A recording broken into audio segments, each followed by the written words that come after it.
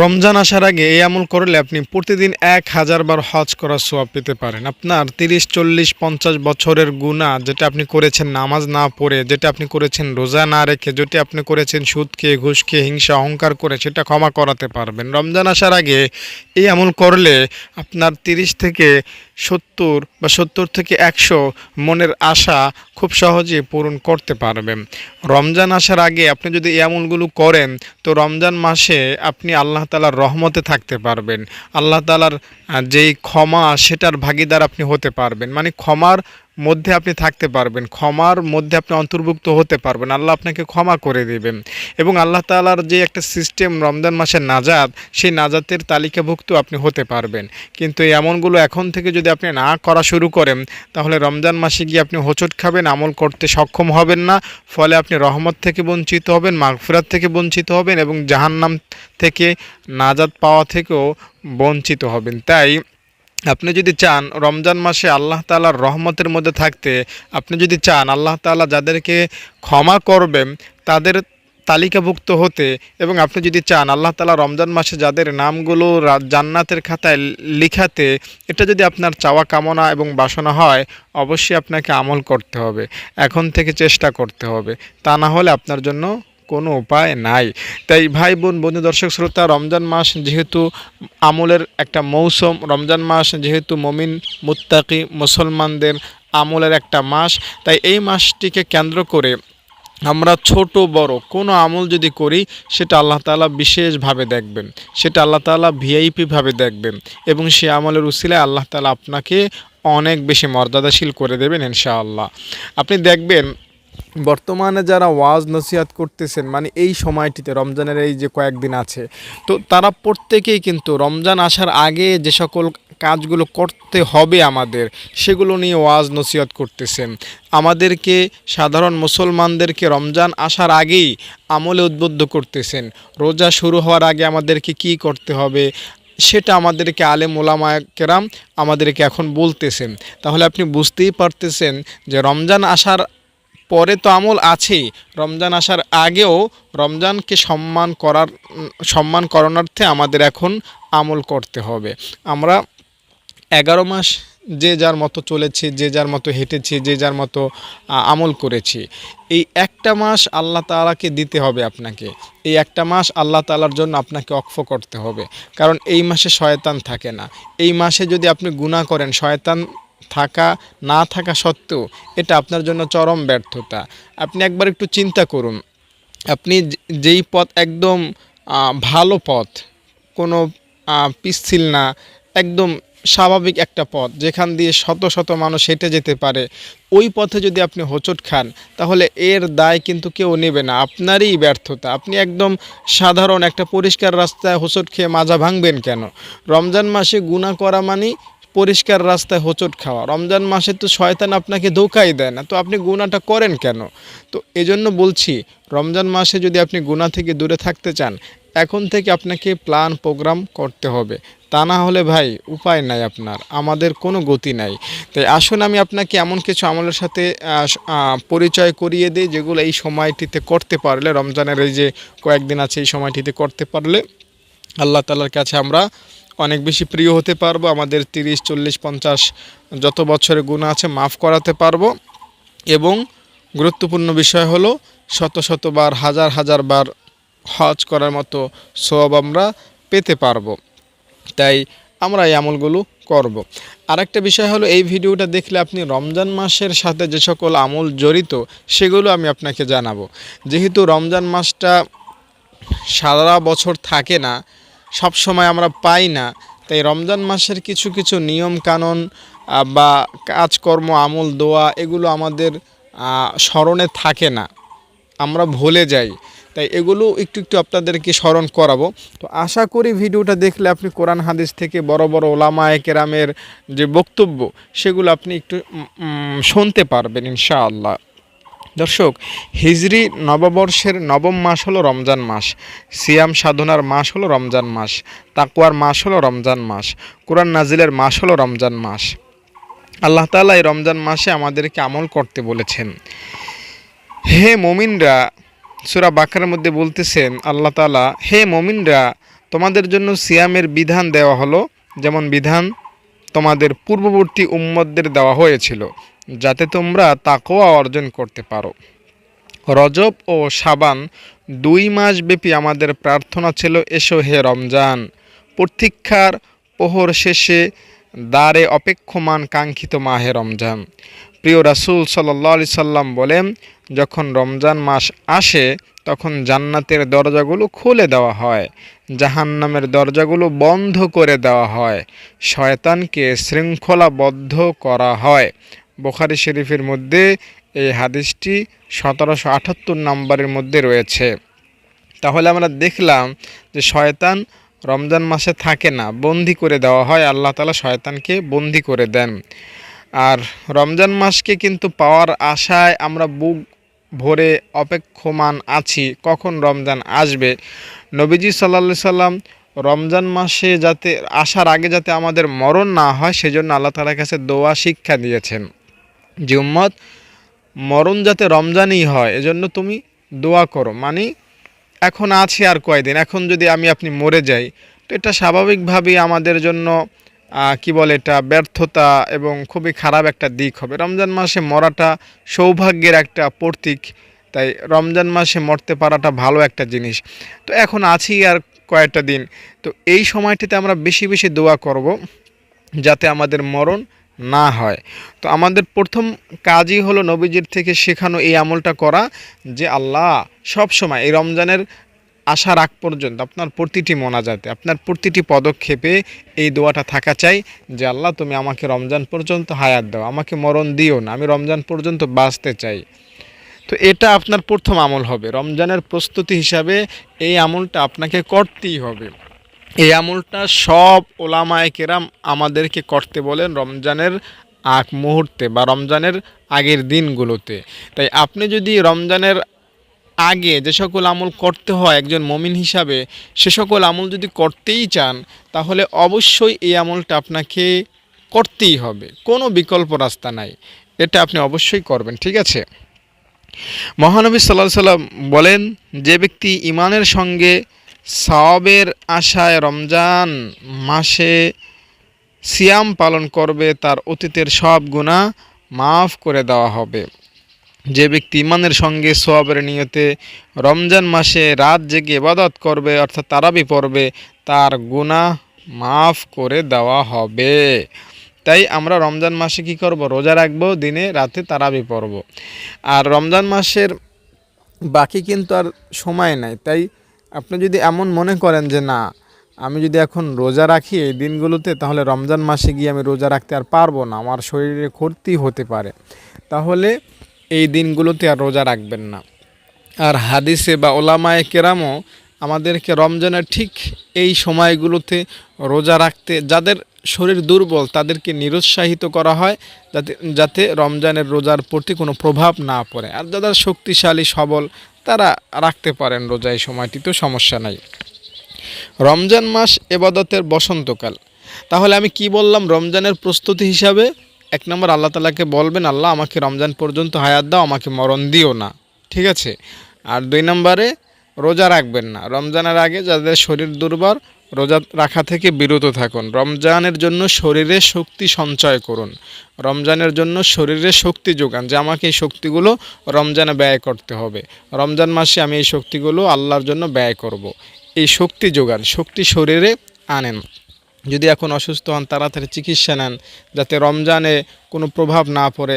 একটা রোজা যদি আপনি অসুস্থতার কারণেও ছেড়ে দেন তো এটা কিন্তু গুনাহ না হলেও আপনার সওয়াবের মধ্যে একটা প্রভাব পড়বে। পরকালে দেখবেন একটা রোজা না রাখার কারণে আপনি অনেক সওয়াব থেকে বঞ্চিত হয়ে গিয়েছেন।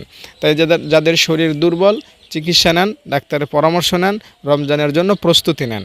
ইনশাআল্লাহ এরকম কোনো একটা আমল যদি আপনি আল্লাহ তাআলাকে করে দেখাতে পারেন, আল্লাহ তাআলা খুশি হবেন। আল্লাহ তাআলা ফেরেশতাদেরকে ডেকে কেমন যেন বলবেন, আরে ফেরেশতারা দেখ, আমার বান্দা রমজানকে টার্গেট রেখে সুস্থতার জন্য পরিশ্রম করতেছে, আমি ওকে সুস্থ করব না তো কাকে সুস্থ করব? ওকে সুস্থ করে দিলাম, ওকে শক্তি দিয়ে দিলাম, আমি ওর তামাম জিন্দেগির গুনাহ রমজান আসার আগেই মাফ করে দিলাম। আল্লাহ এভাবে বলে দেবেন ইনশাআল্লাহ। তাই রমজান মাসটাকে আল্লাহ গুরুত্ব দিয়েছেন, একটু বুঝুন। কোরআন শরীফ অন্য মাসে আল্লাহ নাজিল করেন নাই, রমজান মাসে নাজিল করেছেন। তাহলে আল্লাহ তাআলা রমজান মাসটাকে ভালোবেসেছেন। তাই আল্লাহ যেই মাসটাকে সম্মান দিলেন, আল্লাহ যেই মাসটাকে কোরআন পাঠানোর জন্য নির্বাচন করলেন, সেই মাসটাকে কেন্দ্র করে যদি আপনি কোনো ধরনের প্রস্তুতি নেন, তো আল্লাহ তাআলা খুশি হবেন, এতে কোনো সন্দেহ নাই ইনশাআল্লাহ। তাই আপনার তরফ থেকে যে কোনো ধরনের প্রস্তুতি নিতে পারেন। আপনি চাকরিজীবী, আপনি এখন থেকে প্রস্তুতি নেন যে না, রমজান মাসে আমি একটু শ্রম কম দেব, আল্লাহ তাআলাকে একটু সময় বেশি দেব। আপনি ব্যবসায়ী, আপনি চিন্তা করতে পারেন রমজান মাসে আমার যে সকল শ্রমিক আছে তাদেরকে আমি একটু কাজ কমায় দেব, যাতে তাদের ইবাদতে বিঘ্ন না ঘটে। এরকম একটা প্ল্যান প্রোগ্রাম আপনার মধ্যে থাকতে হবে। এটাই হলো রমজানের প্রস্তুতিমূলক আমল। এরকম কোনো ধরনের আমল যদি আপনি করতে পারেন, আপনি সফল হবেন। রমজান মাসে আপনি অনেক ধর্মকে প্র্যাকটিস করবেন, মানে ধর্মকে অনেক বেশি আমল করবেন। আপনার অনেক কিছু জানার প্রয়োজন হতে পারে, তাই এখন থেকে আপনি কিছু বই কিনে রাখলেন। তো এটাও আল্লাহ তাআলা কিন্তু দেখবেন যে না, আমার বান্দা রমজানকে সম্মান করবে, আমার বান্দা রমজানে আমল করবে। তাই এখন থেকে টুপি কিনছে, বোরকা কিনছে, বই কিনছে, আতর কিনছে, মেসোয়াক কিনছে, জায়নামাজ কিনতেছে, এই সেই কত কিছু প্রস্তুতি নিতেছে। আল্লাহ তাআলার কুদরতে অন্তরটা খুশিতে ভরে যাবে। এই কাজগুলো আমরা রমজান আসলে করি না, রমজান আসার আগেই করব। ভালো একটা কোরআন শরীফ কিনবেন, বাংলা অর্থ দেয়া আছে, তাফসির দেয়া আছে, ব্যাখ্যা দেয়া আছে। আপনার সামর্থ্য অনুযায়ী একটা কোরআন শরীফ হাদিয়া দিয়ে কিনলেন। আপনি আপনি যদি পুরুষ হন, সুন্নতি পোশাকগুলো কিনলেন, মা বোন হয়ে থাকলে আপনাদের মতো করে কিছু পোশাক কিনলেন। তো এটা হবে রমজানের জন্য একটা প্রস্তুতিমূলক। আর টাকা জমায়ে রাখেন, যারা দান করবেন, দান স্বাভাবিকভাবে যারা করেন, দানটা তো স্বাভাবিকভাবে করবেন, রমজানের জন্য একটু টাকা জমায়ে রাখেন। প্রতিদিন কিছুটা হলেও অর্থ জমায়ে রাখেন, এই অর্থটা রমজানে দিয়ে দিবেন। এখন যারা নিয়মিত দান করতেছেন, যদি 100 টাকা দান করে থাকেন, আপনি 90 টাকা রেখে দেন, 10 টাকা দান করেন। রমজান মাসে এগুলো উসুল করে দিবেন, প্রতিদিন 1000 টাকা করে দিবেন, 2000 টাকা করে দিবেন, বেশি পরিমাণ দান করবেন। তাহলে রমজানের প্রস্তুতিমূলক আমল এটাও আপনি একটা ধরে নিতে পারেন যে আমি এখন থেকে টাকা জমাবো, আমার সাধ্য অনুযায়ী টাকা জমাবো। আমার যদি ইনকাম হয় প্রতিদিন 50 টাকা, আমি সেখানে 1 টাকা রেখে দেবো রমজান মাসে দান করার জন্য। আমাকে অনেক ভাই বোন ফোন করেছেন, হুজুর আপনার মাদ্রাসায় আমি রমজান মাসে দান করব। রমজান মাসের জন্য তারা অপেক্ষায় আছে। তো রমজান মাসের প্রস্তুতিমূলক আমল হিসাবে এটা তারা নির্বাচন করেছেন। এজন্যই কিন্তু আমি কথাটা আপনাদেরকে শেয়ার করতে পারলাম যে না, মুসলমান ভাই বোনেরা রমজান কেন্দ্রিক আমল করার জন্য এখন থেকেই প্রস্তুত। তাই আপনিও এই রকমের একটা প্রস্তুতি নেন। আপনার মধ্যে কোনো ধরনের পরিবর্তন যদি না আসে, রমজানকে সামনে রেখে কোনো ধরনের কোনো কিছুই যদি আপনার মধ্যে না থাকে, তাহলে এটা আপনার জন্য ব্যর্থতা না। আপনার ছোট ভাইয়ের বিবাহ হবে বা ছোট বোনের বিবাহ হবে, আপনি ঢাকায় বসে আছেন, আপনার কোনো ফিলিংসই নাই, কোনো খোঁজ খবর নাই। তো এটা কি আপনার একটা ব্যর্থতা না? সবার কাছে আপনি লজ্জিত হওয়ার একটা বিষয় না? আপনার ছোট বোনের বিবাহ, আপনি থাকবেন সবার আগে, সব কাজকর্মে আপনি থাকবেন। তো রমজান মাস মুসলমানদের আমলের মাস। এই মাসে যদি আপনার মধ্যে কোনো পরিবর্তন না হয়, কোনো পরিবর্তন আল্লাহ তাআলার ফেরেশতারা না দেখেন, তো আপনি কোন মুখে কবরে, হাসরে, মিজানে পাড়ি জমাবেন? এজন্য পরিবর্তন নিজের মধ্যে আনুন। রমজানকে টার্গেট নিয়ে আমলে নামেন, মাঠে নামেন, ঝাঁপিয়ে পড়েন। বিশ্বাস করেন সফলতা আপনার পায়ে আল্লাহ তাআলা ঢেলে দেবেন। দর্শক, রমজান হলো ইবাদতের বসন্তকাল, মানে মৌসুম। এখন আমের মুকুল ছেড়েছে, আমের ফুল কিন্তু সবসময় দেখা যায় না, 12 মাসে আমের কথা ভিন্ন। সব কিছুরই একটা মৌসুম থাকে। লিচুর মৌসুম আছে, তারপর যে কোনো ফলের একটা মৌসুম থাকে, ব্যবসায়ীদের মৌসুম থাকে। তো মুসলমানদের আমলের মৌসুম হলো রমজান মাস, বসন্তকাল। এটি রহমত, মাগফিরাত ও নাজাতের মাস।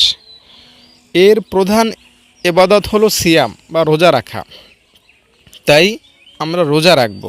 এ মাসে প্রতিটি ন্যাক আমলের ফজিলত 70 গুণ বৃদ্ধি করা হয়। এক একটি নফল ইবাদতের সওয়াব অন্য মাসের ফরজ ইবাদতের সমান দান করা হয়। আপনি এ মাসে একবার সুবহানাল্লাহ বললে, আলহামদুলিল্লাহ একবার বললে, আসমান জমিনের মাঝখানে সকল ফাঁকা জায়গা নেকিদের ভরে যায়। তো আপনি যদি রমজান মাসে আমলটা করেন, একবার সুবহানাল্লাহ আলহামদুলিল্লাহ অথবা শুধু একবার আল্লাহু আকবার পড়েন, তাহলে আসমান জমিনের মাঝখানে যত ফাঁকা জায়গা আছে এই ফাঁকা জায়গা ৭০ বার ভরবে। একবার ভরলো নেকি দ্বারা, ওই নেকি আপনার আমলনামায় ঢুকিয়ে দেওয়া হলো। আবার ভরবে, আবার ওই আমলনামা আপনার আমলনামায় ঢুকিয়ে দেওয়া হলো।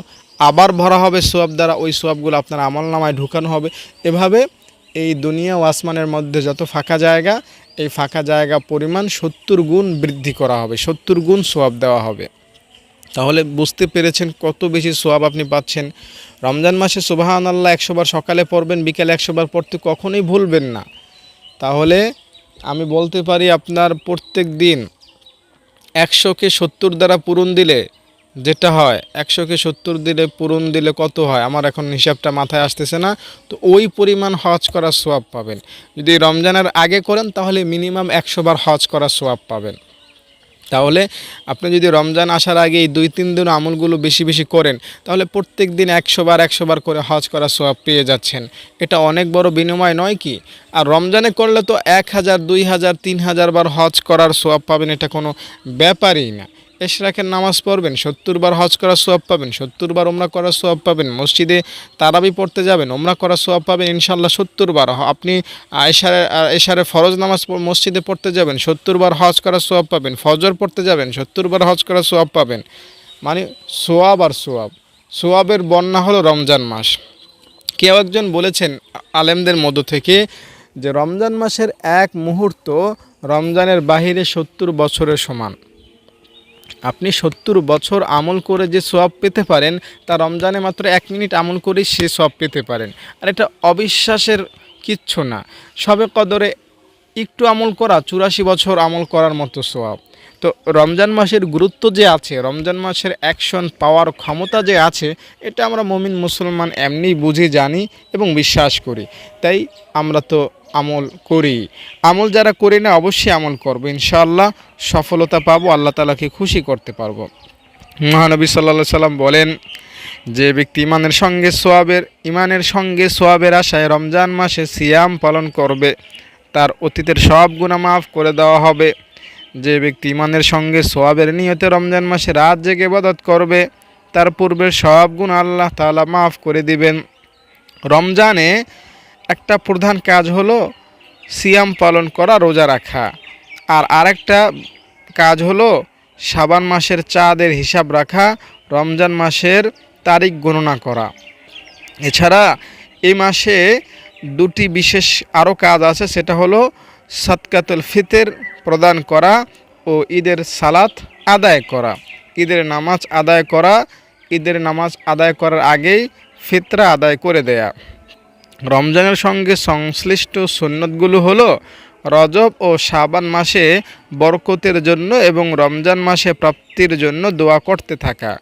রজব ও শাবান মাস থেকে রমজানের জন্য প্রস্তুতি গ্রহণ করা ও অধিক পরিমাণে নফল রোজা পালন করা এবং অধিক নফল নামাজ আদায় করা। শাবান মাসের চাঁদের তারিখের হিসাব রাখা।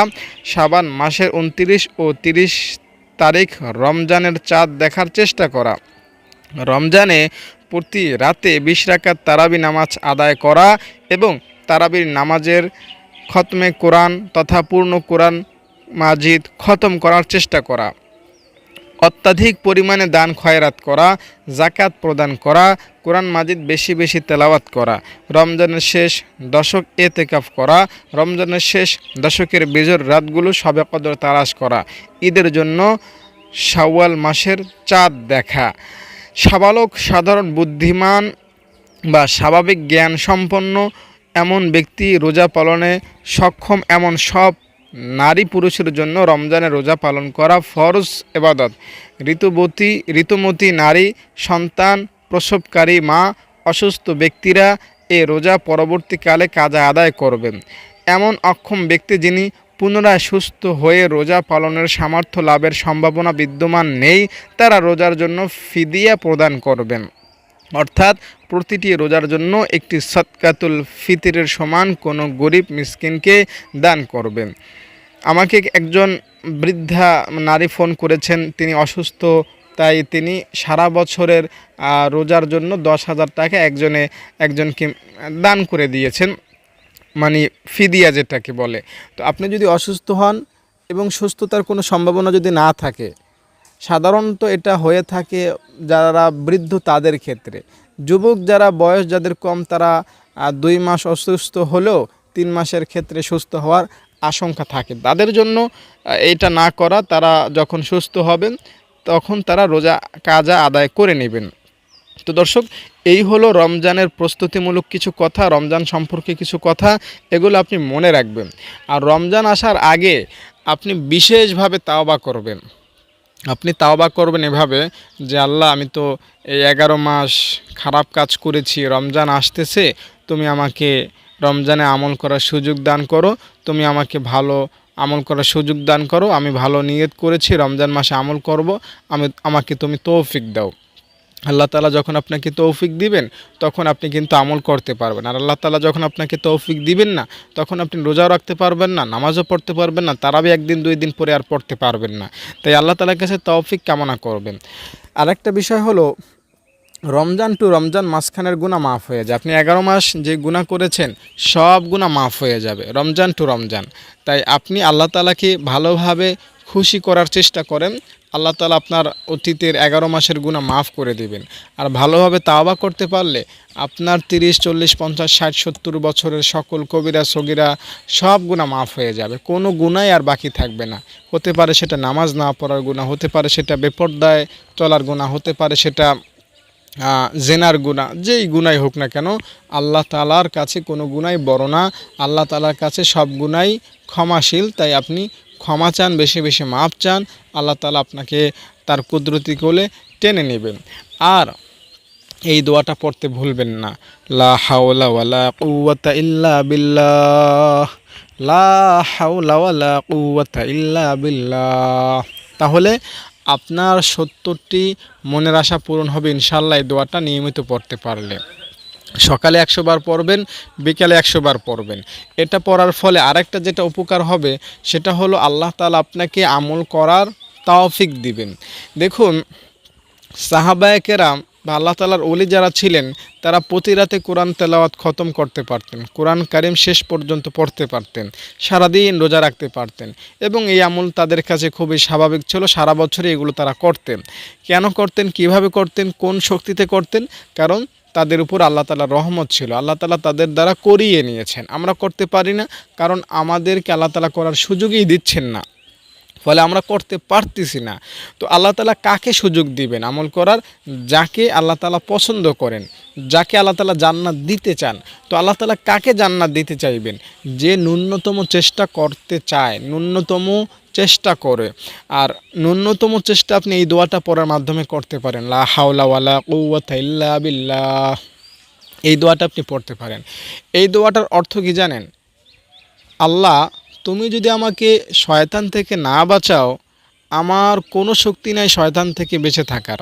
আল্লাহ, তুমি যদি আমাকে ভালো না করো, গুনাহ থেকে বেঁচে না রাখাও, আমি বেঁচে থাকতে পারবো না গুনাহ থেকে। আল্লাহ, তুমি যদি আমাকে নামাজের শক্তি না দাও, রোজা রাখার শক্তি না দাও, আমাকে ভালো হওয়ার তৌফিক না দাও, আমি পারবো না। তুমিই সব, তুমি চাইলেই আমি ভালো হব, তোমার শক্তি, তোমার রহমত ইত্যাদি ছাড়া আমি ভালো হতে পারবো না। এটা হলো এই দোয়াটার মর্ম অর্থ। তাই এই দোয়াটা পড়লে আল্লাহ তাআলা খুশি হয়ে যান এবং বান্দাকে আমলের তৌফিক দান করেন। তাই এই দোয়াটা আপনি পড়বেন ইনশাল্লাহ। রমজান মাসে একজন মুমিন মুত্তাকি মুসলমান যত ধরনের আমল করে প্রত্যেকটা আমলে ন্যূনতম অংশীদার আপনি হতে পারবেন, সব আমলে আপনি অংশগ্রহণ করতে পারবেন। যেমন প্রতিদিন তারাবি পড়া, প্রতিদিন রোজা রাখা, প্রতিদিন দান সদকা করা, প্রতিদিন কোরআন তেলাওয়াত করা, প্রতিদিন জিকির আজকার করা, প্রতিদিন দুরূদ শরীফ পাঠ করা, প্রতিদিন মসজিদে কিছু সময় দেয়া, কোনো কিছু চর্চা করা, কাউকে কোনো শেখানো, কারো থেকে কোনো কিছু শিক্ষা নেওয়া, কোনো মানুষকে সাহায্য করা। এই কাজগুলো রমজান মাসে তো সব মুসলমানরাই করে। তো আপনিও এই কাজগুলো করতে পারবেন প্রতিদিন নিয়মিতভাবে এই দোয়াটা যদি আপনি পড়তে পারেন। আর আপনি যদি আল্লাহ তাআলার কাছ থেকে তৌফিক প্রাপ্ত না হন এই দোয়াটা পড়ার মাধ্যমে, তাহলে কিন্তু আপনি রমজান মাসে অনেক আমল করা থেকে বঞ্চিত হবেন। তাই আমি আপনাকে বলবো, আপনি যদি আসলেই রমজান মাসে আমল করে সফল হতে চান, আল্লাহ তাআলার রহমতের ভাগীদার হতে চান, যাদেরকে আল্লাহ তাআলা রমজান মাসে একদম বিলকুল ক্ষমা করবেন, ক্ষমা করে জান্নাতের মধ্যে নাম লিখাবেন, তাদের মধ্যে যদি আপনি অন্তর্ভুক্ত হতে চান তাহলে এই দোয়াটা পড়তেই থাকবেন, লা হাওলা ওয়ালা কুওয়াতা ইল্লা বিল্লাহ। সকালে 100 বার, বিকেলে 100 বার পড়তেই থাকবেন। ইনশাআল্লাহ আপনাকে রমজান আসার আগেই আল্লাহ তাহলে মাফ করবেন এবং রমজান মাসের সকল ভালো কাজে আপনাকে অংশগ্রহণ করাবেন এবং আল্লাহ তাআলা আপনাকে তার রহমত দান করবেন, যে রহমতটা আল্লাহ তাআলা ভিআইপিভাবে রোজাদারকে দান করেন, এবং আল্লাহ তাআলা আপনাকে মাগফিরাত করবেন, যে মাগফিরাতটা রমজানের কারণে আল্লাহ তাআলা বান্দাকে ভিআইপিভাবে ক্ষমা করেন, একদম বিলকুল মূল থেকে একদম শিশুর মতো করে মাফ করে দেন, এবং আল্লাহ তাআলা নাজাত দান করবেন, যে নাজাতটা আল্লাহ তাআলা বান্দাদেরকে সাধারণত জাহান্নামের জন্য যারা উপযুক্ত তাদেরকে ক্ষমা করে জান্নাতের মধ্যে তাদের নাম লিখিয়ে দেন। তো তাদের অন্তর্ভুক্ত আপনি হতে পারবেন। তো দর্শক, আরেকটা দাবি, আপনারা জানেন আমি একটা মাদ্রাসার দায়িত্বে আছে, এখানে যারা থাকেন, পড়েন, খান সবাই ফ্রিতে, তো তাদের জন্য আপনি দান করতে পারেন, আমাকে ফোন দিবেন। এখন না দান করলেও রমজান মাসে দান করবেন, আমাকে ফোন দিয়ে একটু জানায় রাখবেন যে হুজুর আমি রমজান মাসে দান করতে চাই। এটা আমাদের জন্য ভালো লাগা কাজ করবে এবং আমার ছাত্রীরাও ইনশাল্লাহ আপনার জন্য আলাদাভাবে রমজানের আগ থেকে দোয়া করা শুরু করবে। তো ভালো থাকেন, নিরাপদে থাকেন, সুস্থ থাকেন। আরেকটা আমল আপনাকে না বলে ভিডিওটা শেষ করতে চাচ্ছি না, সেটা হলো আপনি দুরূদ শরীফ পড়বেন প্রতিদিন মিনিমাম 100 বার। ইনশাল্লাহ এতে করেও আপনি রমজানের সম্পূর্ণ আমলের মধ্যে নিজেকে অন্তর্ভুক্ত করাতে পারবেন। প্রতিদিন 100 বার দুরূদ শরীফ পড়ার অবশ্যই চেষ্টা করবেন, এতে আপনার সকল সগীরা কবিরা যা গুনাহ বলতে যা আছে তাও মাফ হয়ে যেতে পারে এবং আপনি আল্লাহ তাআলার রহমতের ভাগীদার রমজানের আগ থেকেই হতে পারবেন এবং আপনাকে আল্লাহ তাআলা সীমাহীন সওয়াব দান করবেন। তাই অনেক বেশি সওয়াব পেতে, কোটি কোটি সওয়াব পেতে এবং রমজান মাসে অনেক রহমত, কল্যাণ, মাগফিরাত, নাজাতের অন্তর্ভুক্ত হতে যে আমলগুলো বললাম এগুলো আপনি মনে রাখবেন এবং আমল করার চেষ্টা করবেন। ভালো থাকেন, নিরাপদে থাকেন। আসসালামু আলাইকুম।